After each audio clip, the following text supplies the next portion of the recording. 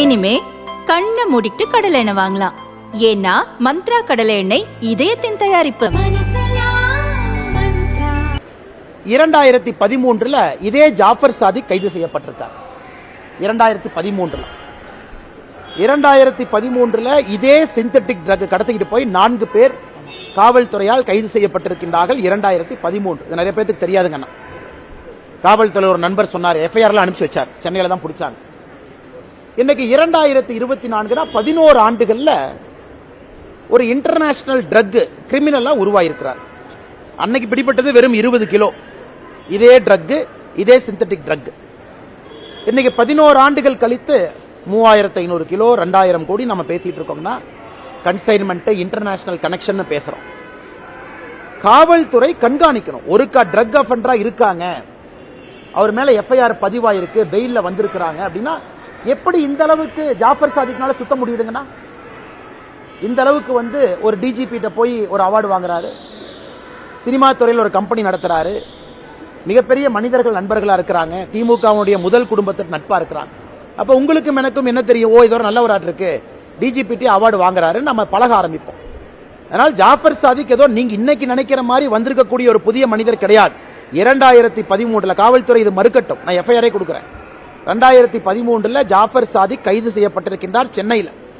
11 ஆண்டுகள்ல விஸ்வரூபம் எடுத்திருக்கிறார். 2024 இன்னைக்கு தமிழ்நாட்டை தாண்டி நியூசிலாந்து, ஆஸ்திரேலியா, அமெரிக்கா எல்லா பக்கம் போகக்கூடிய மனிதராக மாறி இருக்கின்றார். இது நம்ம புரிஞ்சுக்கணும்.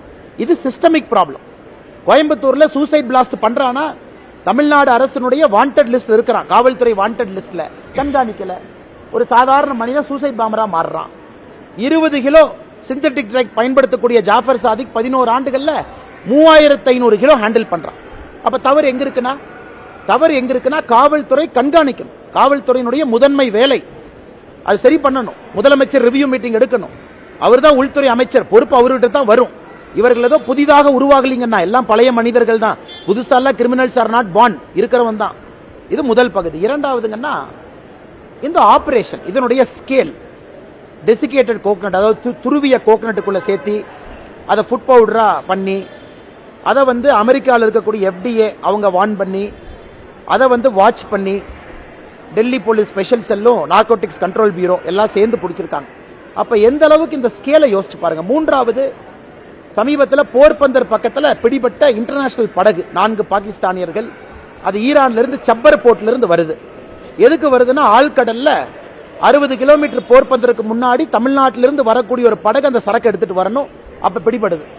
ஆனால் இதெல்லாம் வைத்து பார்க்கும் பொழுது தமிழக அரசு இன்னும் அக்கறையோடு வேகமாக எல்லா மக்களையும் ஒருங்கிணைத்து பள்ளி கல்வித்துறை, கல்லூரிகள், குறிப்பா கல்லூரியினுடைய முதல்வர்கள், ஓனர் எல்லாரும், ரோட்டரி லைன்ஸ் கிளப்பினுடைய தலைவர்கள் எல்லோரையும் ஒருங்கிணைத்து இது ஒரு சமுதாய இயக்கமாக மாற்ற வேண்டும். ஏன் அன்பில் மகேஷ் பொய்யாமொழிட்ட போய் போட்டோ எடுக்கிறாருன்னு அவர் டீச்சர் என்ன நினைப்பாங்க? ஏதோ அன்பில் மகேஷ் பொய்யாமொழிக்கு ஃப்ரெண்டா இருக்குது. இந்த ஜாஃபர் சாதிக் என்கின்ற மனிதன் எல்லா பக்கம் ஊடுருவி இருக்கும் பொழுது ஒரு ஜேர்னலிஸ்டுக்கு சந்தேகம் வராதேனா? டிஜிபி போட்டோ எடுக்கிறாரு, எஜுகேஷன் மினிஸ்டர் போட்டோ எடுக்கிறாரு, சிஎம் போட்டோ எடுக்கிறாரு, உதயநிதி ஸ்டாலின் போட்டோ எடுக்கிறார். அதனால் இதையெல்லாம் களையெடுக்க வேண்டிய நேரம் இது என்பதை தொடர்ந்து வலியுறுத்துகின்றோம்.